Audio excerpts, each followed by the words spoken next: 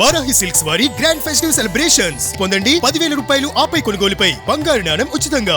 ఇటీవల నాకు తెలిసి పూతలపట్టు కుర్రాడు దినేష్ అనుకుంటా ఐ థింక్ ఒక వీడియో రిలీజ్ చేశాడు. నేను టీడీపీకి ఓటేసిన పాపానికి పోలీస్ స్టేషన్లో పెట్టి నన్ను చిత్రహింసలకు గురి చేస్తున్నారు, నేను చనిపోవాలనుకుంటున్నాను, నేను నా కుటుంబ సమేతంగా చనిపోవాలనుకుంటున్నాను, నేను చనిపోతే దీనికి టీడీపీ కారణం అంటూ ఒక వీడియోని వైరల్ అయిందని బాగా అబ్బాయి కూడా. అబ్బాయికి వచ్చిన కష్టం ఏంటి, నేను టీడీపీకి ఓటేస్తే నాకు ఈ గతి పట్టింది అని అంత బాధపడ్డాడు కదా, ఏంటి అసలు పాపం? నాకు కూడా తెలియదు ఫస్ట్. తర్వాత వాళ్ళ ఇంటికి వెళ్ళి మాట్లాడా, ఏమొచ్చింది కష్టము. వాళ్ళ మదర్ నన్ను తమ్ముడు అని పిలుస్తుంది, ఇప్పుడు కూడా నేను అక్క అనే పిలుస్తాను. తెలిసిన పిల్లవాడే. వాళ్ళ తమ్ముడు మాట్లాడిన దినేష్ తమ్ముడు కూడా నాకు బాగా తెలిసినవాడు. నిన్న కూడా వచ్చి మాట్లాడి వెళ్ళాడు. ఏ ప్రభావం చేత ఎందుకు అలా జరిగింది, ఏం జరిగింది, కష్టం ఏమి అని నేను తెలుసుకునే దానికి వెళ్ళాను. ఏదో క్షణికావేశంలో చెప్పాను. నాకు ఏదో తెలియని ఒక ఆవేదన కలిగిన క్షణంలో నేను అలా చెప్పేశాను. అంతకు మించి వేరే ఉద్దేశాలు లేవు. దాన్ని ఎవరికి కావాల్సిన రీతిలో వాడుకున్నారు అన్నటువంటి విషయాన్ని వాళ్ళ మదరు, వాళ్ళ తమ్ముడు, వాళ్ళ ఫాదర్ అందరూ నాకు చెప్పిన తర్వాత, నా దగ్గర నంబర్ లేదు, మీ దగ్గర ఉంది ఆ కుర్రాడు నంబర్? ఆ పిల్లోడితో మీరు వాళ్ళ ఇంటి అడ్రస్ కూడా ఇస్తా, పోతా ఫోన్లో మాట్లాడే టైం లేదు కదా, ఆ పిల్లోడు మాట్లాడు, మీకు టైం లేదు. ఫోన్లో మాట్లాడుతుంటే మీరు పని చేస్తాను, నేను వాళ్ళ ఇంట్లో వాళ్ళందరినీ మీ దగ్గరికి పంపిస్తా. వద్దు పాపం, మనం ఫోన్ మాట్లాడేద్దాం. నేను యథార్థమే లేదు నాతో నంబర్, నేను యథార్థమే చెప్తున్నా. మీరు వెళ్ళి కనుక్కోండి. ఫోన్లో ఒక మాట మాట్లాడితే పోతుంది కదా. ఇస్తా ఫోన్ నెంబర్ ఇవ్వండి, తీసుకొని ఇస్తా. ఇంటికి వెళ్ళారు, ఫోన్ నెంబర్ లేదా? నేను ఫోన్ నెంబర్ ఉంటే ఫోన్లో మాట్లాడండి. తమ్ముడు అని మాట్లాడుతుంది అంటే అక్కకు తమ్ముడుతో అంటే ఇప్పుడు మాట్లాడిన అన్ని నంబర్లు దీంట్లో ఎంత కెపాసిటీ? అంత ప్రేమగా అక్క అంటది కదా. అవును, ఎంత కెపాసిటీ దండిగా ఉంటుంది నాకు తెలుసు. లేదు, దీంట్లో 1000 నంబర్లో ఉంటుంది. లక్షల ఫోన్ అంటే 2 లక్షలు ఫోన్ అది లేదు. దీన్ని మరీ ఎక్కువ ఖరీదు చేస్తున్నారు, మీరు రేట్ పెంచేస్తున్నారు. ఈ బ్రాండ్ మళ్ళీ మీ వల్ల ఎక్కువ ప్రమోట్ అవుతుంది నియోజకవర్గంలో. నేను అందరితో అదే విధంగా ఉంటా. నంబర్ లేదు, నంబరు అబ్బాయిది లేదు, ప్రామిస్గా లేదు. మాట్లాడా, ఇంటికి వెళ్ళి మాట్లాడొచ్చా.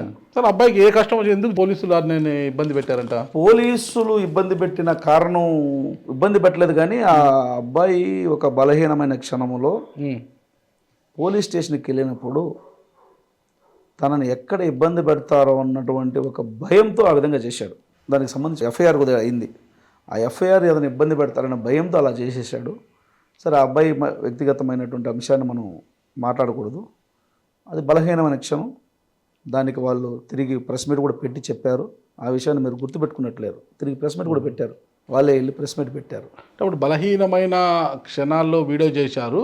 కొంతమంది బలవంతులు వచ్చి బెదిరించడంతో మళ్ళీ రీక్యాప్ చేశాడంట, వేరే వీడియో చేసి. ఇప్పుడు ఇది ఇంత పెద్ద సబ్జెక్ట్ అయి ఉంటే, ఇది ఇంత పెద్ద నాగరాజన్ను చర్చించాల్సినంత పెద్ద అంశం అయితే వాళ్ళతోనే వెళ్ళి మాట్లాడచ్చు నిరభ్యంతరంగా.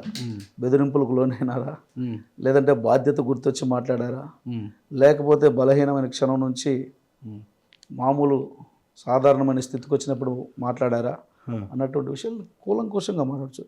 అంత అప్రస్తుతం అయితే అంతటితో వదిలిపెట్టేయచ్చు.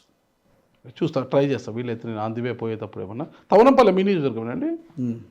అంటే ఈ 18 నెలల కాలంలో ఓవరాల్గా మీరు చేసిన అభివృద్ధి అంటే ఏం చెప్తారు? ఓవరాల్గా ఇప్పటివరకు అంటే ఇది ఆలోచిస్తున్నాను, ఇది నా మైండ్లో ఉంది, ఇది కాకోకుండా ఇప్పటి వరకు గోయింగ్ ఆన్ ప్రాజెక్ట్స్ ఏమున్నాయి, ఏం జరుగుతున్నాయి, ఏం చేశారు?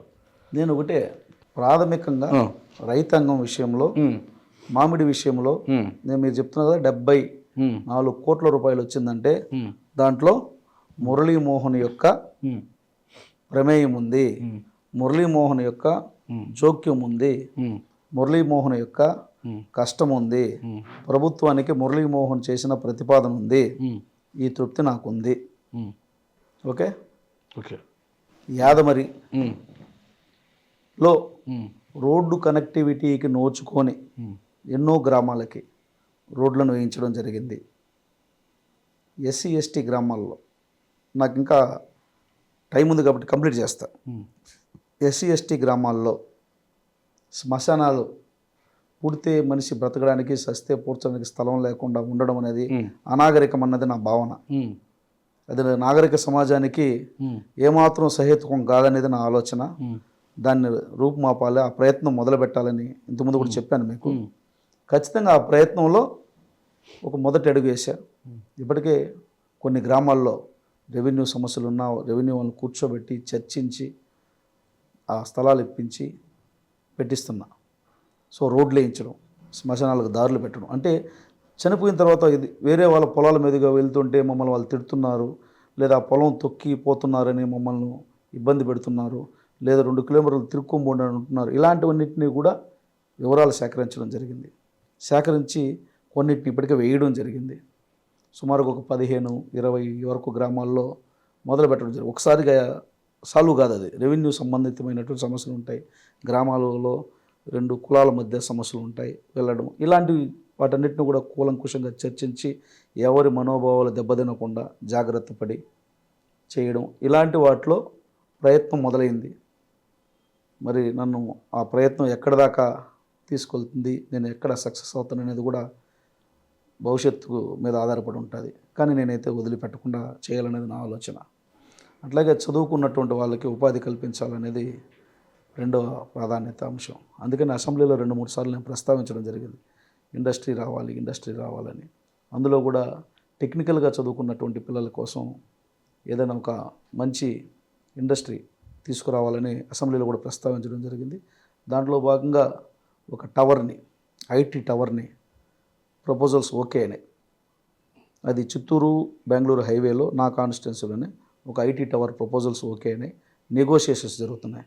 అది వస్తే బెంగళూరు, చెన్నైలో పనిచేస్తున్నటువంటి కొన్ని కంపెనీలకు సంబంధించినటువంటి లోకల్ ఆఫీస్ ఇక్కడ పెట్టుకుని లోకల్ ఎంప్లాయీస్, అంటే వర్క్ ఫ్రమ్ హోము కాకుండా ఆఫీస్కి వెళ్ళాలనుకునే వాళ్ళ కండిషన్స్ ఏముంటాయో వాళ్ళకి ఇక్కడ ప్లేస్ ఇచ్చి అదొకటి వచ్చే అవకాశం ఉంది.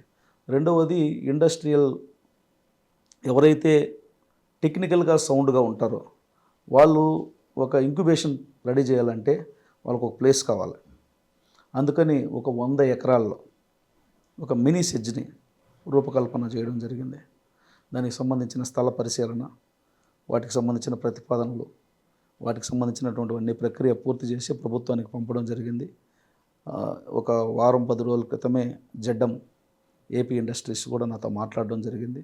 మీ ప్రతిపాదనలన్నీ సుముఖంగా ఉన్నాయి, హైవేకి ఆనుకుని ఉంది, ఖచ్చితంగా ఒక 60-70 మీడియం స్కేల్ ప్రాజెక్టులు వచ్చేదానికి అవకాశం ఉందని చెప్పి ఒక శుభవార్త కూడా చెప్పారు. నోటిఫికేషన్ కూడా ఇవ్వడం జరిగింది.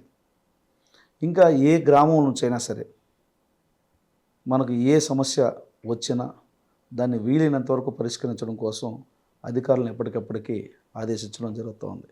రెండవది, ప్రకృతి విపత్తులు వచ్చినప్పుడు అలాంటి సమయంలో వస్తున్నటువంటి ఇబ్బందుల్ని అది 2 రోజులు కూడా తాత్సారం చేయడానికి వీలైనటువంటి అంశం చేయడం జరుగుతోంది.